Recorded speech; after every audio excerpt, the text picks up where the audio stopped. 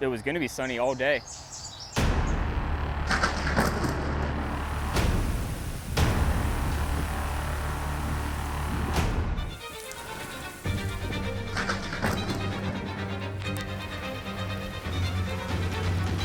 It was so quick. It was over so fast. Nobody was even ready. Really was an act of God. Pouring down rain. It just came down. Heart-wrenching. The biggest mess I've ever seen in my life. What's these people supposed to do?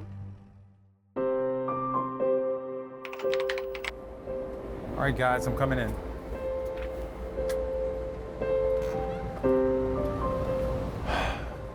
Well? This is no longer Jonathan Nazir's favorite place to be. It was really just starting to kind of get its momentum. Even though he spent the last 2 years pouring his dreams and his heart into the building. I almost don't like walking in right now. I'll be honest, we have limited the amount of time that we come here because it's a little, it's heartbreaking. Mold is the only thing growing at their nonprofit and community farm stand on the south side of Rock Hill. Refrigerators, broken. Community garden beds, empty.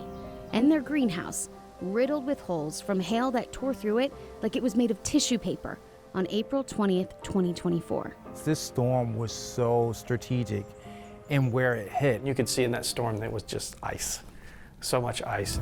Meteorologist Steve Wilkinson with the National Weather Service watched that storm roll in from his computer screen at his office in Greer, South Carolina.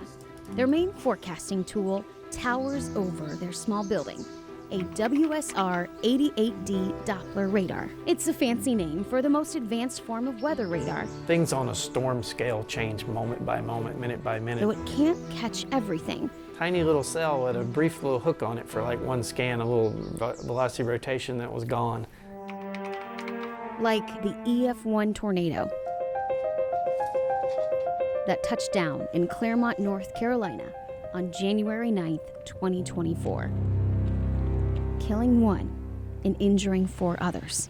We call it Monday morning quarterback. You can always go back and go, oh, there it is.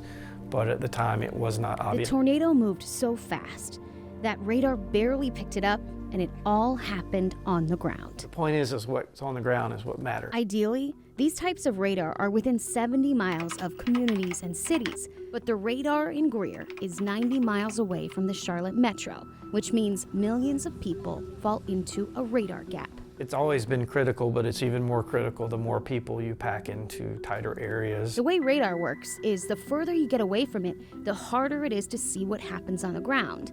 The Earth curves away from the radar beam, creating a gap forecasters can't see, which is where some storms start. Charlotte is the largest city in the country that's in a weather radar gap. I didn't know that until I was elected to Congress. North Carolina Congressman Jeff Jackson is hoping to close the gap by pushing for the Weather Act reauthorization bill. The bill would set aside funds to improve radar technology, as well as put Charlotte at the top of the list to get the newest radar whenever it's developed and released. It would create much more accuracy, much more predictability. The issue, though, is that Doppler radar is kind of obsolete at this point. So this is really about getting Charlotte first in line for the rollout of the next generation. In May, the bill flew through the House, and Jackson says it looks like it'll pass the Senate.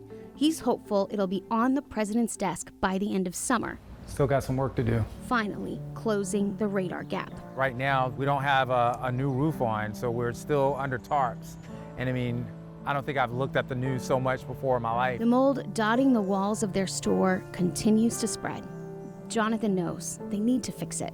I feel I don't want to let this community down, and I think so many of them have come to depend on us. While their store sits, the students in their summer program plow on. They're creating a garden in the back. We had big plans. Hoping that more than just plants will grow. We'll press on, not knowing a lot of times how we'll press on. Before severe weather strikes again. I just felt a drop. With photojournalist Jenna Pinto, Maureen Wurtz, Queen City News.